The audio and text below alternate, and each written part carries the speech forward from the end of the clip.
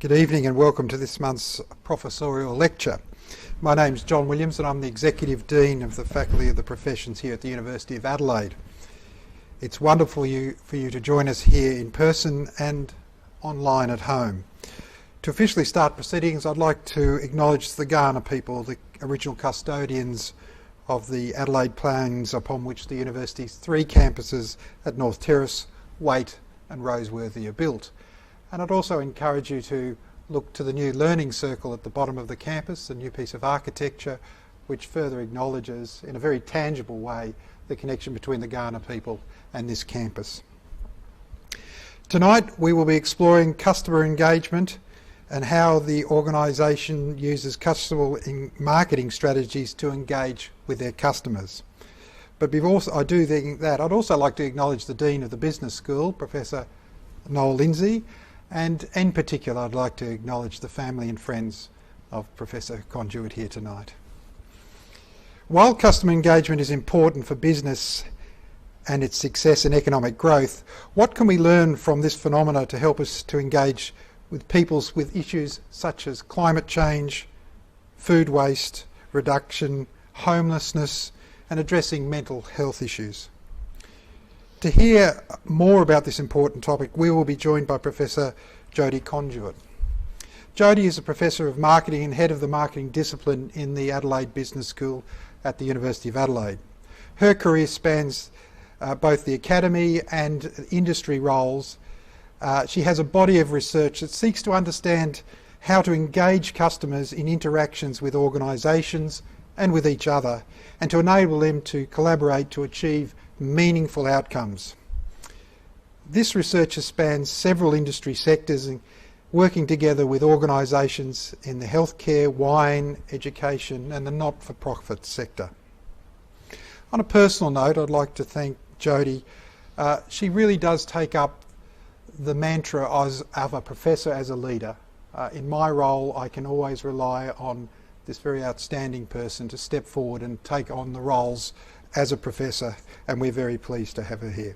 She also has the very difficult task at a university of being a professor of marketing, because if there's one thing that universities love talking about, is their own marketing, and no one is free from dabbling in your discipline. Everyone is an expert when it comes to marketing, so it's actually good to have an expert here tonight. But so before I ask Jodie to join us on stage, I'd like to acknowledge the questions that have been already submitted to me to be discussing, and I'd welcome anyone at home to use one of the functions on the Q&A function on the Zoom or Facebook Live to submit questions, which we'll hear at a later stage.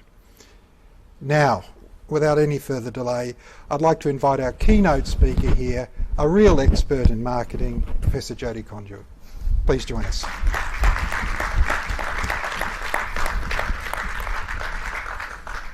Thank you, John. Thank you for actually quite a humbling introduction, and I promise the one thing I won't get into tonight is talking about the university's marketing. I won't get that contentious. I would like to, though, officially thank the University of Adelaide and also the Office of the Vice-Chancellor for both the honour and the opportunity to share with you tonight some research that I've been doing at the Adelaide Business School over quite a few years now, probably the last 5 or 10 years. Before I get too far into talking about the specific research and drawing on a number of studies, I would like to also thank my colleagues and my current and former PhD students, some of who I can see in the audience tonight, for their contributions to this research as well.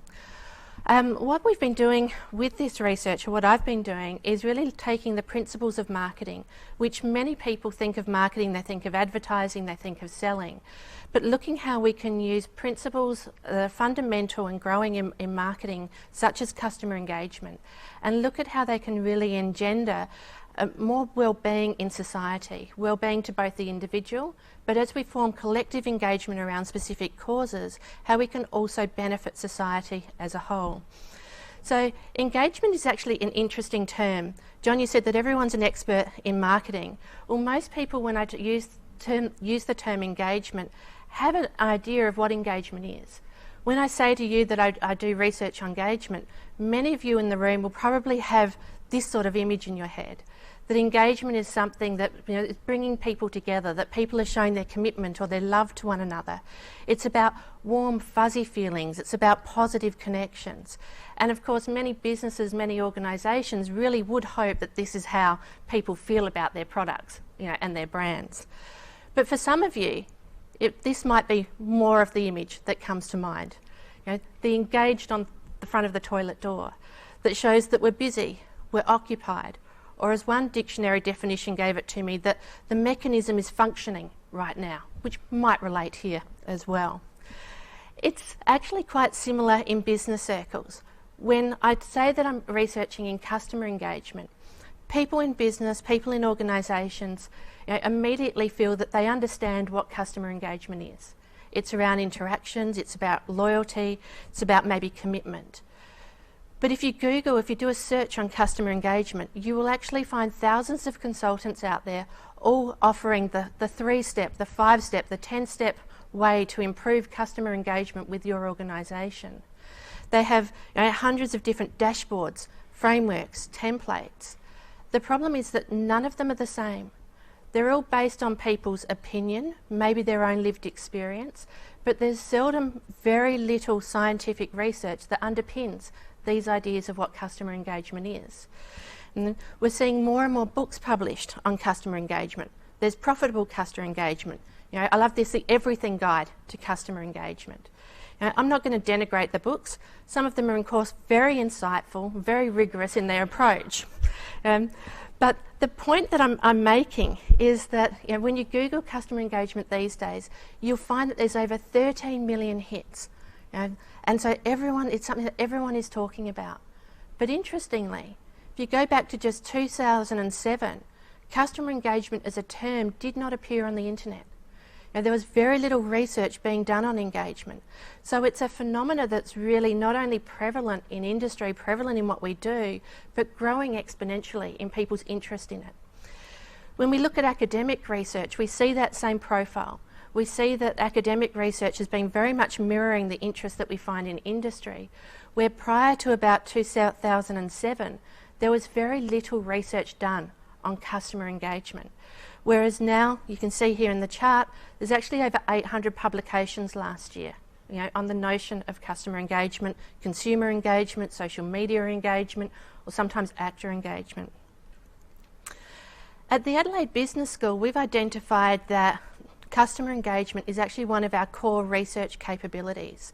I think all of our academics in marketing have had some experience publishing in the field of customer engagement. Personally, I've had, I think, over 30 journal articles, book chapters and books that talk about the notion of customer engagement or related phenomena. In fact, we're quite proud at the Business School that in 2020, we were actually the lead #1 ranked university for academic research on customer, consumer, social media actor engagement, according to Scopus and SkyVal, which for the non-academics is just an online software tool that tracks academic journal publications. So what is then customer engagement from an academic point of view? To explain this, I thought that I'd talk about a product that most of you are probably quite familiar with. In fact, many of the people at home may have one in their hand right now. I'm talking about a glass of wine. Think about how you actually consume the glass of wine. There is, of course, the very functional nature of what you're doing. You're having a drink. But the actual additional aspects that go into consuming that wine. You may cognitively engage and interact with that wine. You might be thinking about where it was grown, what varietal it is, what's the complexity of the flavour and the tannins. So you're mentally engaging with your experience. But have you ever had a bottle of wine to celebrate an occasion? You've got a bottle of champagne or sparkling wine out, you're about to pop the cork. There's actually a whole lot of emotion already in that experience. You've got enthusiasm, you've got joy, you've got celebration, and you haven't actually tasted anything yet before your first glass. So you've got that emotional engagement in the experience as well. For many of us, we also socially engage with wine.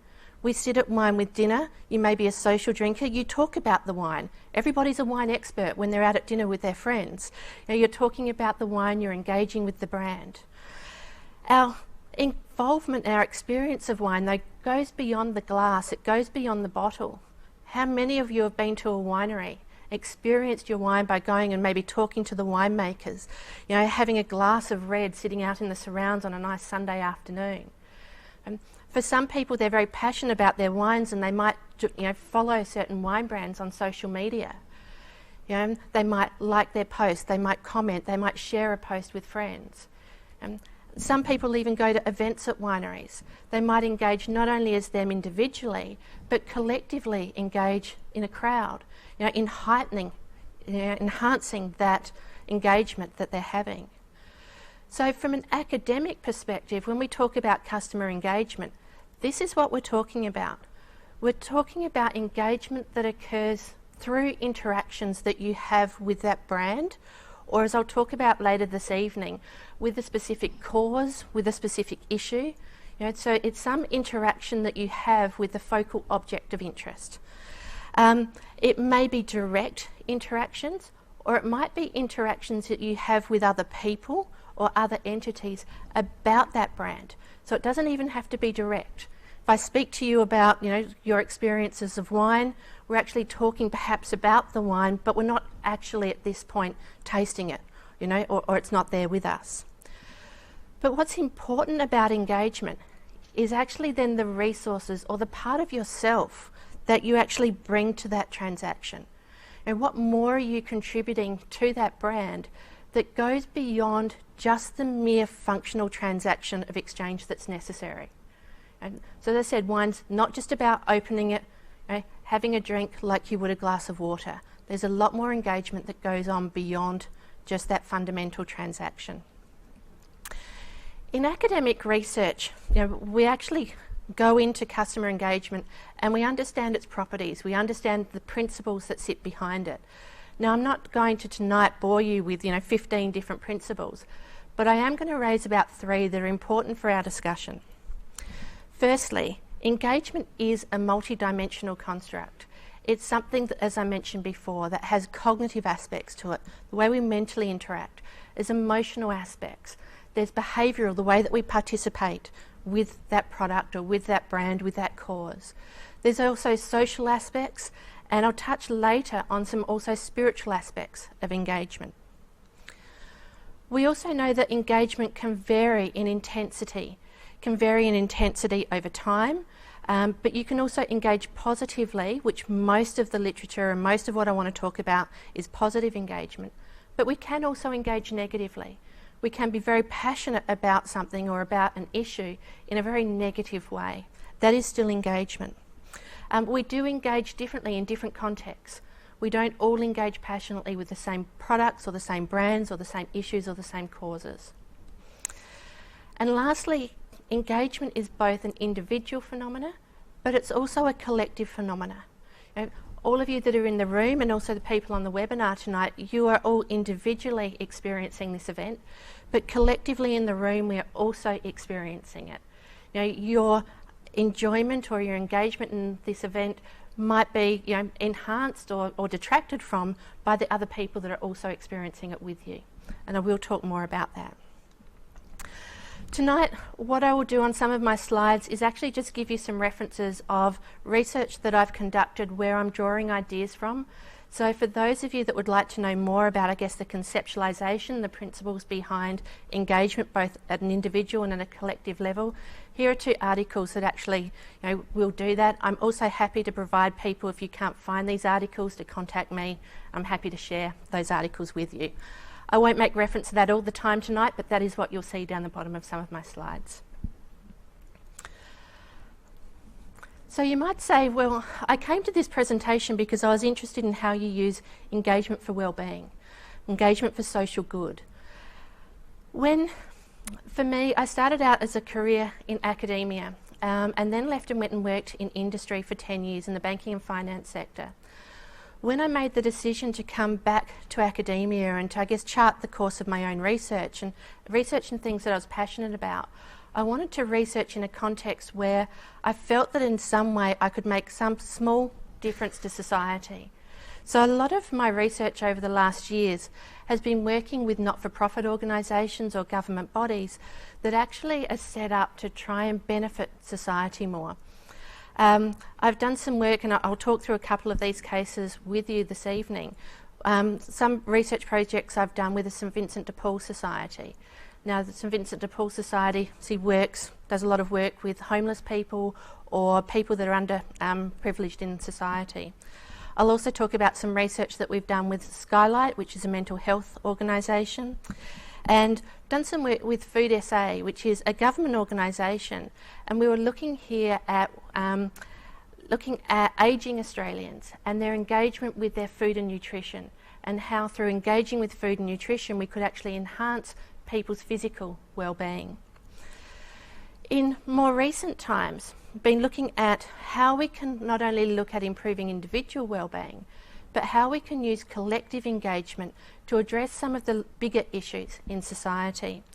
So I currently have a PhD student who's looking at how we can use collective engagement to try and address food waste in our society. And another student that's looking at why people disengage from government prosperity programs in Uganda. So taking marketing concepts of engagement and really addressing bigger societal issues.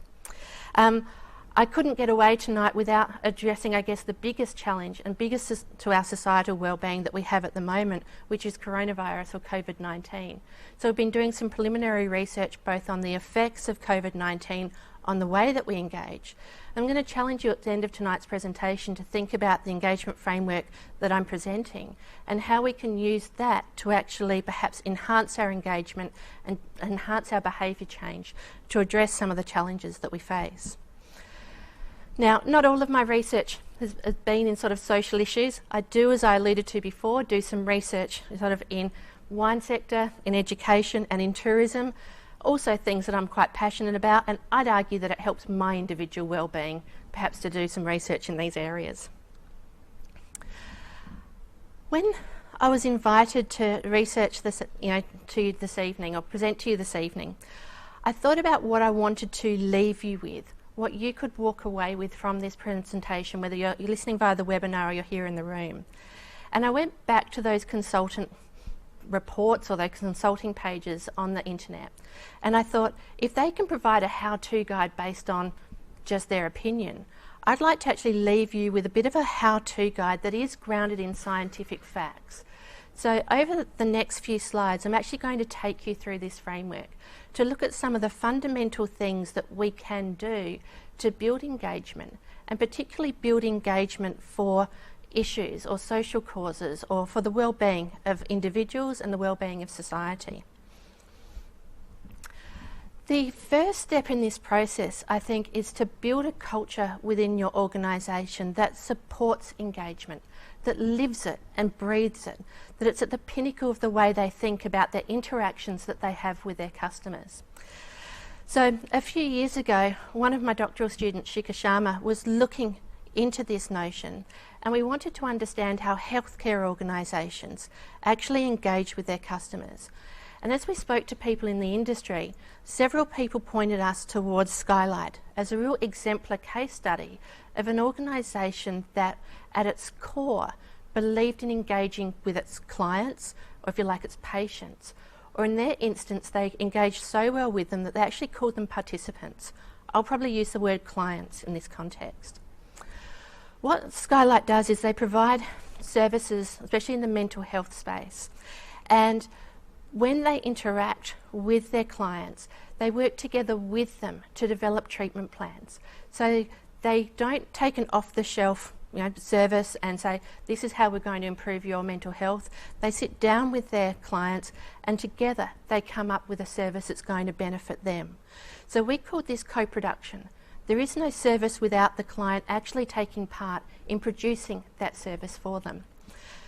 But this is sort of best practice in the healthcare industry, but what sets Skylight apart is the additional things that they do with their clients. When they're looking at developing their suite of services, they're looking at how they can enhance what they offer to society. They have strategy workshops like most organisations. The difference is they don't just involve their employees. On those days, they bring in their clients, they bring in their carers, they bring in other people from the industry, and those people work together to actually enhance and innovate their services. So there is no identifying of what roles people have. Everyone contributes equally into that process. So we term this co-development. If you like, it could also be termed co-innovation, where you're actually innovating and developing your offering, your services, your products together with your customers. At Skylight, they even go beyond this. They work with their clients to advocate their services. So their clients might write blogs for their website. They might contribute stories into their annual reports. They attend industry events and talk on behalf of the organisation about their services. So they almost become like employees for the organisation as they're out there promoting the organisation from their behalf. But the thing that Skylight did or does that I hadn't seen before is what we term co-governance. In every committee that they have within that organisation, every decision that they're making, they invite a client to sit in on that committee as part of the committee. Even their hiring panels has representation from their clients on it. So they're always getting the voice of the customer, if you like, in all the decisions that they're making. It not only means that that person is in the room contributing to that discussion, but it also means the other members of that committee have a physical reminder that their job is actually to provide services for that client, that they're client focused in what they do. And we term this co-governance.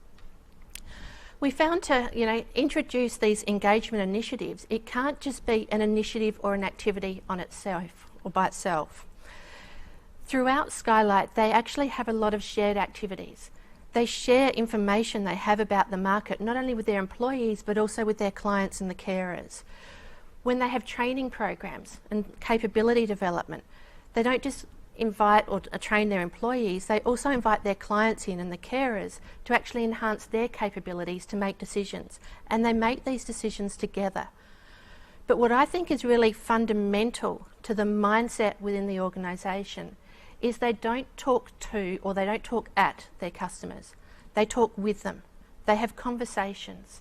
So we called this dialogues. There's that interaction all the time, with the people that they're set up to try and help.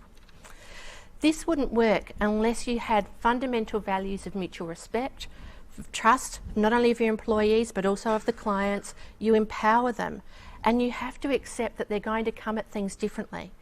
You also have to accept that some of your clients may want to take part in this and others won't. But what was, I guess, fundamental and important for us that came out of this is we found that those clients that did take part in these activities, that were co-producers of their own services, that it enhanced their well-being. We talk about well-being in terms of life satisfaction, that they were getting pleasure from life, that they were enjoying things. This is in academic research termed hedonic well-being. And here's a quote from one of the participants. Here you come, you play your band in music group or therapy. There is no stress, it's fun.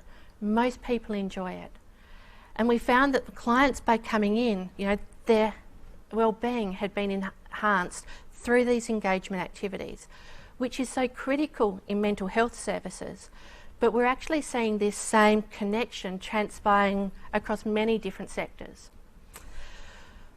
What was interesting though, and we didn't expect, is for those clients that even went further, that were involved as what we called almost strategic partners, developing initiatives for the organisation, or community citizens that were out there advocating for mental health services for the community, not just for Skylight. Their wellbeing enhancements went one step further and deeper. There's another type of wellbeing which we term eudaimonic wellbeing. And what that means is that these people got a real sense of meaning and purpose in their life. There was a reason for getting out of bed in the morning. And a quote here, getting involved, getting out of the house again. Because when I was ill, I felt that I was in a deep hole and I was going nowhere. But coming to Skylight, I got back that sense of power by participating in services. So what's really important for us is seeing this real connection between engagement and engagement activities that the organisation offers and the individual wellbeing that comes from taking part in those engagement activities that comes through. But how do you go about setting this up? You know, if you don't have an organisational culture that perhaps is already of that mindset, that you don't necessarily yet have these activities in place. We've done a lot of work looking at how organisations bring their customers together, whether that be in online communities or whether that be through different types of events. What we found is that the pinnacle, the core thing that you need for engagement above anything else, is actually a way for customers to connect with each other. And by connecting with each other, not only does it foster their engagement, but it starts to build engagement throughout that whole community. In 2020, I probably don't need to explain the word contagion to many people in this room, but that's what we found is happening within these community groups, whether it's online or whether it's in person, is that this notion of engagement was contagious and starts to spread throughout the community or throughout the group that's together. It spreads because they talk about things. They talk about their understanding of the issues, you know, they talk about their understanding or their perceptions of the product. So people get a fundamental cognitive engagement with what's, you know, they're looking at, what the issue is. But also what spreads is emotional engagement, and probably spreads more so even than the cognitive aspects. We know that when, you know, we attend events, that there's actually a level of engagement that's more than the sum of its parts. Now, to explain that to you, I can relate it, I guess, to sporting events.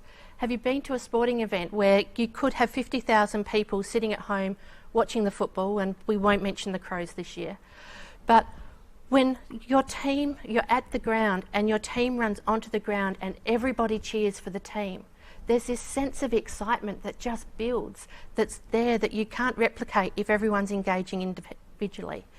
For those of you that don't like sport, replicate with a music concert or a festival, something where you bring people together. You know, my example here with Black Lives Matter, you know, I'm not advocating that we should all get together during a pandemic. I'm not going to get, you know, controversial today. But the sense of bringing people together so that they understand more about the issue, that they can discuss the issues together. But it's also the sense of, I guess, passion around that cause, maybe the sense of frustration even around that cause that grows through these events where they bring, you know, people together to experience them. What we also know through our research is that you do get spillover from the event or from the community to the brand or to the cause that you want people to engage with. So we originally found this looking at handbags and looking at Mimco, where people were involved in an online community where they would talk about the products and they're actually very passionate about the community that they had. But as their engagement grew for the community, it also spilled over to engagement with the brand, or if you like in social issues, engagement with the cause. Why this happens? It happens because of these connections with people, that customers or people in the community act as advocates and talk about the cause or talk about the issues to other people in that community. They seek information, they share information. They can change people's perceptions even, and we've seen that happen, of the product or of the pricing strategies when we saw it. But what also happens is they build on other people's ideas. So as people give suggestions on how a product or a service or how we might be able to better address something, you know, it's not just one person's idea. Someone then takes that idea and builds on it, and then they build on it. And we're finding a lot of organisations will now harness these communities to really foster ideas for product innovation or improving their services or better ways that they can actually address issues that they need to address in society. But it isn't just enough to bring people together. You know, just because they're connected doesn't mean that they're going to, you know, adopt or change their behaviours. We struggled with this a little bit with our research initially because I said before, engagement can change over time. It varies in intensity. But what we wanted to understand was, how does engagement start? How do you become engaged with something that you don't have any experience of before? And we found there's really two key aspects of this. One is through these communities and through your connections, you actually start to learn. And this might be peer-to-peer learning. You talk to other people about causes, or you talk to other people about products that you haven't experienced, or you observe other people. So we talk about peer-to-peer learning, we talk about vicarious learning, where you can actually observe what others are doing or what products they're using or the way in which they're interacting, and you learn from that. But again here, you've started to have that cognitive level of engagement, but maybe still that's not enough to get you to adopt something new. We found for new product adoption that what you need is legitimacy. Now, we looked at this originally looking at how people adopt new foods that they hadn't tried, and especially exotic foods. But I want to talk to you today about how people maybe can adopt a product that we're encouraging a lot of people in Australia to adopt at the moment, and perhaps they're a bit reluctant to, and that's the wearing of masks due to COVID-19. To actually get that legitimacy and get the behaviour change in the adoption, we need different types of legitimacy to be present. The first of those is what we call pragmatic legitimacy. People have to believe that the product, the thing they're adopting, is actually going to do what it's intended to do, that it's actually going to work, that it's functional. So this is a bit of a challenge with wearing face masks, because originally the government, the World Health Organization, told people that there wasn't necessarily a need to wear face masks. And so a lot of the messaging at the moment is around this very pragmatic legitimacy of convincing people that actually this will make a difference. This will stop the spread of coronavirus in our society. But even that messaging for some people isn't enough. What people need to believe is that it fits. We need to have normative legitimacy. Now, normative legitimacy means that it needs to fit with our own values and our own norms. It has to be something that we think is worthwhile doing, and important to us. So if we think that it's worthwhile to stop people dying, then yes, we'll wear a face mask. But we're seeing some groups at the moment, and again, I don't want to get political, that are sort of saying that their rights to, decide for themselves, and their, rights for, what's the word, but, personal choice outweighs these other values or other norms, and they're choosing not to adopt the new product. The third type of legitimacy we actually call relational legitimacy, and this reflects, I guess, the social context or social power in society. That if there's peer pressure to do something, you're more likely to adopt a product, or in this case, the mask. So if there's an expectation in society and you're not adhering to that expectation, then you're more likely to be socially ostracised. So again, there's pressure to make that adoption. Or on the flip side, if you think that you're going to look silly, that you're going to stand out, that people are going to stare at you for wearing a mask, there's a barrier then to the adoption. So it's not just about you, it's actually about how you feel that you're going to be perceived by others around you as well, with relational legitimacy. So all three of these things are very individual. The last two are a much more macro or social level. The fourth type of legitimacy is regulative legitimacy. And this is what we're seeing being implemented at the moment by Dan Andrews in Victoria, where he's making it mandatory to wear a mask and fines for people that don't. So even if you feel that you don't need to wear a mask and you don't see the legitimacy for you personally, if you're a law-abiding citizen, you will have the adoption of the mask. The last category here, the cognitive legitimacy, is actually a bit harder to explain. It's when we believe something so much, or it's so much taken for granted, that we don't need to justify the legitimacy. So you don't see Dan Andrews putting in place that it's mandatory to wear pants in public, because it's something we just accept. It's just the way things are done, and that's what we term cognitive legitimacy. But if we're going to build this legitimacy, we need to ensure that we have messaging that cuts through, that people are actually going to listen to. So we need to ensure that our messaging is put out there in a way that is meaningful and relevant to the people who are going to be accepting this. Now, this research that we did here wasn't actually done in a social context. This is actually a study that we did within the wine sector originally. We looked together with my former PhD student, we looked at sort of 12 wine brands who, and we took their Facebook posts, social media posts over a 12-month period and categorised them 4 ways. We categorised all of those posts to either be informational content, so things that were just facts and figures, and indisputable sort of facts about the product. They could be remunerative posts, things that were about a special offer or a discount or a chance to win, something that had some sort of economic or monetary value associated with the post. We also had emotional content, so social media posts that were designed to make you feel good. Might be the dog in the vineyard, it might be the funny cat video, something to give you a bit of a laugh or a funny meme. And the last one was a social or relational content that showed people together, perhaps drinking wine or some sort of social connections coming through. The reason we were interested in this content was we wanted to understand how people engaged with that content. Now, social media is quite interesting because for most social media posts, we're pretty dormant in our engagement behaviours. In fact, probably 90% of all social media posts are pretty much ignored and people don't engage with. So we wanted to understand what made people more engaged and more actively engaged in their behaviour. What we found was that informational content not only inspired people or prompted people to consume it, they read it, they watched the content that was there, but they were also more likely to like it and to share it.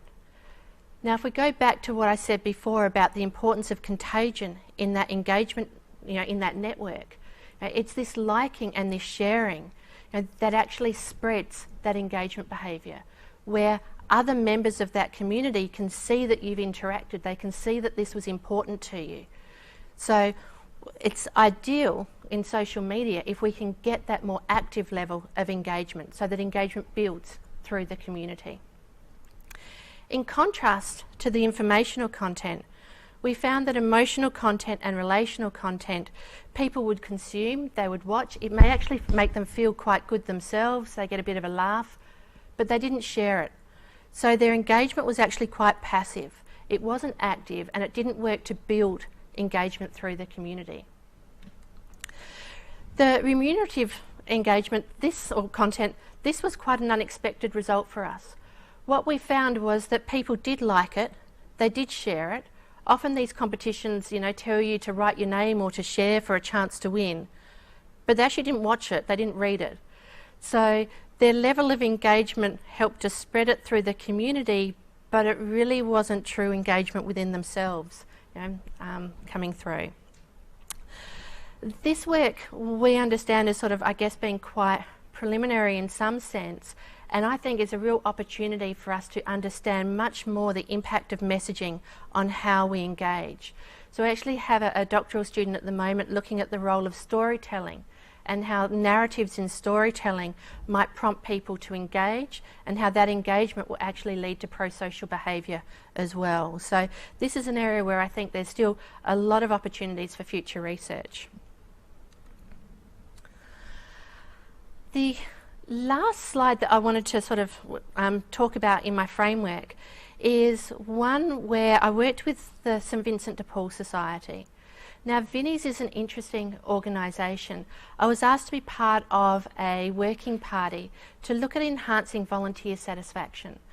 But volunteer satisfaction as a researcher is really hard to understand because almost all your volunteers are going to be very satisfied. Because let's face it, it's voluntary. If they're not enjoying it, if they're not satisfied, they leave. They go and find something else to do with their time. So I suggested that we looked at how their volunteers were engaging with the organisation and what value they actually were receiving from that. Now, Vinnie's is quite complex in that they have many different roles for their volunteers to undertake, but also with over 3,000 volunteers, there's different types of motivation for volunteering and different value that they extract from that experience. So we grouped some of those motivations into 3 categories. The first was really the value that they got from doing good, if you like, or achieving what they set out to do. Is the value that they saw in achieving their task, whether that was running the op shop well or their family stores, or whether that was providing meals to homeless people. There's real some value that's embedded in that task. But there's also value for the volunteers in how it makes them feel about themselves. You know, is it enjoyable? Is it rewarding? You know, are they having fun while they're doing it? You know, real that self-related value. And finally, there's social-related value. There's actually value for many people in getting out of the house and having something to do and interacting with others and the friendships that they form through volunteering. What is important though from an engagement point of view, now if you remember back when I was talking about the wine, is that there's many different ways that people can engage, and we see that as well at Vinnie's. Some people think very cognitively, very measured, very practically about the interactions that they have with the organisation. But for others, their feelings towards Vinnie's are very emotional. You know, they're passionate about what they do, and they bring that passion and that enjoyment to their interactions. For some, it's very behavioural in what they do, and as I mentioned, you know, for some, very social in what they're looking for in those interactions. But interestingly here, we also picked up in this context that many of the volunteers engaged spiritually with the organisation. They brought a sense of real meaning and purpose and an ability to want to connect, not just to God, but to other people and to society, you know, in what they were doing. And this really epitomised the interactions that they had as part of their volunteer experience. What was important though is that to really maximise the value is that Vinnie's need to address all of these different types of ways of engaging, that people engage in different ways, and they needed to be cognisant of this to enhance that value. And for those that were wondering about the actual working party, you know, we did find this was a small part of the jigsaw, but this jigsaw actually led to a 30 to 40% increase in the number of volunteers over sort of the 2 years where we were running this project, which of course with another 1,000 volunteers meant, you know, so many more people in society could be helped, you know, by the organisation. Now I'm cognisant of time, but it would be remiss of me to talk about societal wellbeing today and not actually talk about the biggest challenge that we're facing towards our society wellbeing at the moment, and that's of course coronavirus or COVID-19. We've just had a paper accepted and about to be published that looks at the effect of coronavirus on the ways in which we're engaging. And many people in society are actually seeing that this has been a circuit breaker for them, that it's been a reset. In fact, a recent study showed that over 60% of Australians agreed with the statement that this is the reset we need to reevaluate how we're living, that people are looking to live a more simple life, one with more meaning, one with more purpose. And this picture that I have here was taken out on Rundle Street from a company or a shop there that really enhanced this notion of let's all live more simply, and let's think about ethical standards, let's think about recycled products and fair trade, let's be more sustainable. What we argue in our paper is that we're seeing a shift with people previously cognitively engaging, maybe even emotionally engaging, to now wanting to more spiritually engage or have more meaning and purpose in the activities and the companies that they interact with. But I want you to think about then what this means in the framework that we've been talking about. Are we doing enough with our engagement to actually approach COVID-19? I spoke about developing a supportive culture. Are we giving people enough opportunities to actually be involved in fighting this challenge? You know, I recall back when we had our first lockdown here in Adelaide, and I recall a bookstore owner writing on social media that, you know, she was worried because she was having to close her store. You know, she just couldn't see how people could come in and browse for books and buy books, you know, going forward. And within an hour of posting, she had over 50 suggestions of different ways she could pivot her business, different things that she could do that potentially have kept her business going during this time. I question whether or not we have sort of the engagement platforms that bring people together. Obviously not physically, but, you know, are we remaining connected? Are we talking to each other? I'd argue that maybe those conspiracy theorists are doing this quite well. You know, they've got platforms, they're uploading videos, they're talking to each other. But what about those of us that have got positive engagement, that want to do good, that want to actually enhance our society around COVID-19? Where do we go to connect with other people, you know, and to do that? I talked about building legitimacy, in terms of masks, but we need to do that as well in terms of other behaviours. But are we providing also our content? Are we providing our messaging in a way that's cutting through and getting to people? Now, I know here in South Australia, our government's been applauded for their clear and their concise messaging. And I agree that they've done a fabulous job. But it's been very much based on facts and figures. It's very much cognitive engagement. Are they engaging people emotionally in this? Are they giving people a sense of meaning and purpose in how to address this? I've got some others there. As Australians, yes, we like humour. We like, some fun facts around this. But maybe it's even more. And our original study shows that people are looking for even more than this in how they're engaging around this issue. The messaging, actually, John and I were speaking earlier, in other countries, perhaps their messaging has hit the mark more. Whether it's Uruguay, that it takes very much an anecdotal view from football and gets people engaged because it's almost like they're trying to win the football game by staying at home, to in the UK, where they've really appreciated their NHS and they've really celebrated their work, and by even walking out on your balcony and clapping and applauding the efforts that they're doing, it gives you a sense of meaning and purpose and connection to this challenge. So we do need to think about different ways to engage people, to keep them involved in this, because only if we get that true engagement will we get the behavioural change, will we get the wellbeing benefits that result from that. So I think that's where I might leave it. We can pursue that with sort of further discussion. But as I said, I don't work alone. A lot of work, that comes from here is a result of the great collaborations I have. I have some awesome colleagues here at the Adelaide Business School that I work with, some wonderful current and former PhD students.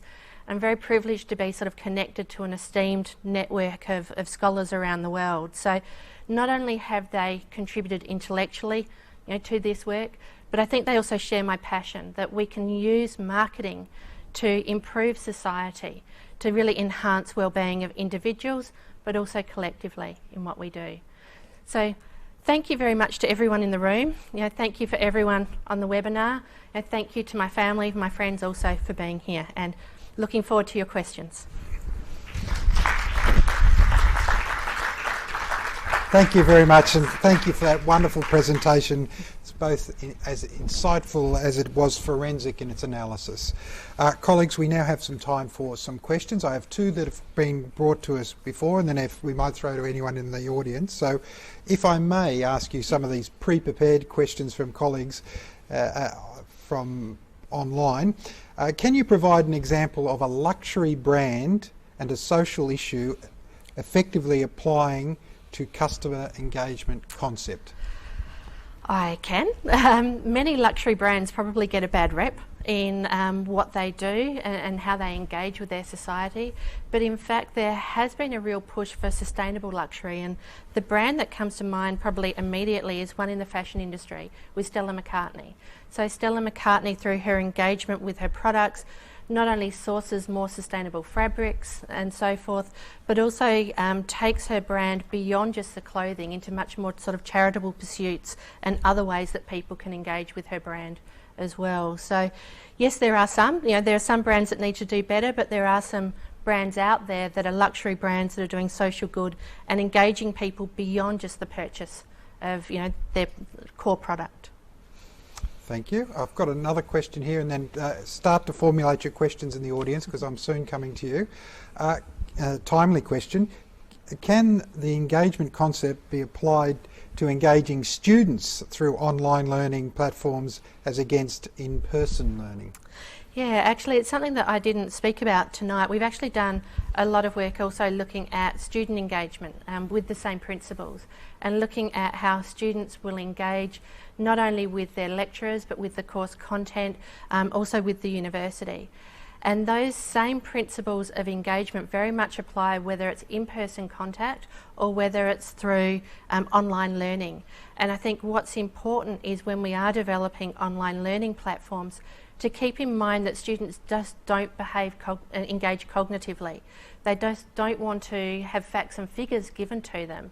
It's much about sort of the social interaction that they have with their peers in the classroom, the emotional enjoyment that they actually have in the classroom, all of those things, their ability to be able to participate and contribute to that experience that really gives them that good education.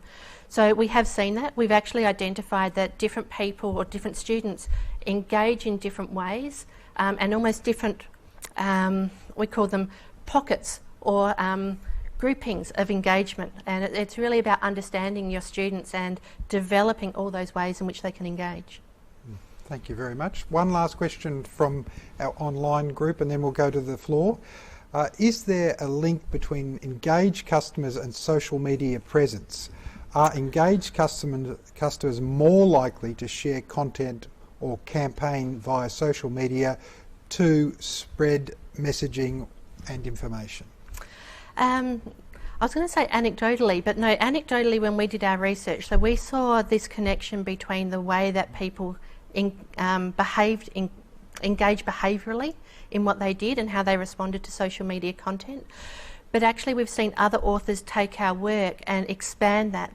So we very much use Facebook data to see behaviourally what people did and how they responded.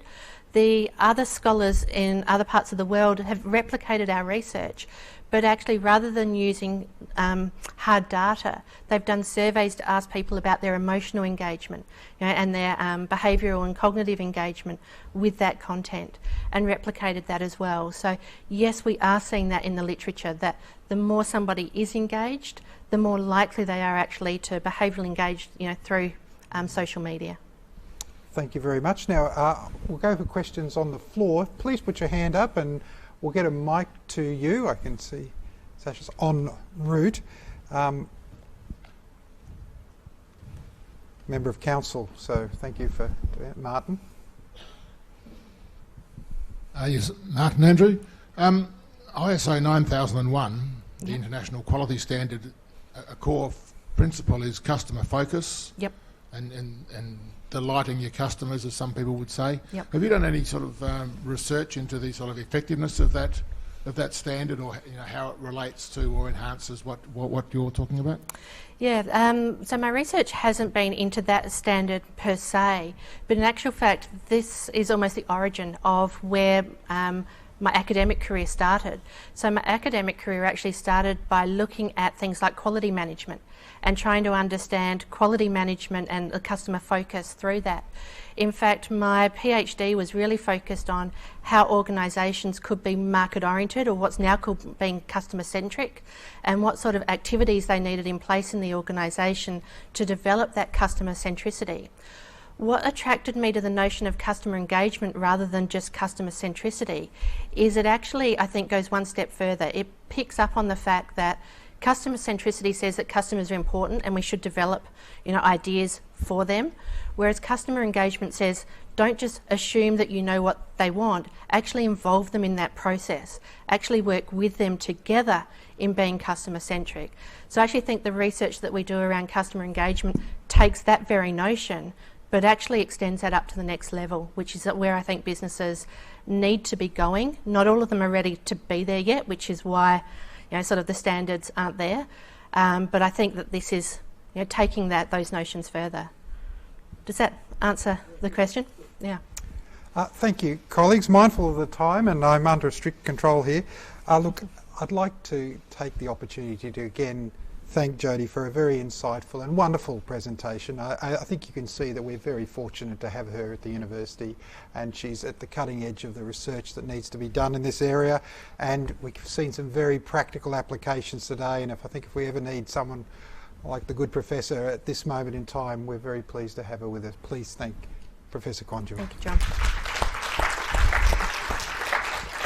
So it's only over to me to say our next professorial lecture is to be held on Monday the 31st of August by Professor Joanne Wallace, who's the Professor of International Security in the Department of Politics and International Relations here at the University. Joanna will be discussing, the title of her oration will be Cognitive Dissidence, Contradictions in Australia's Pacific Island Policy and Discourse. Colleagues and friends, thank you for being with us here tonight and online. Good evening. Thank you. Thank you.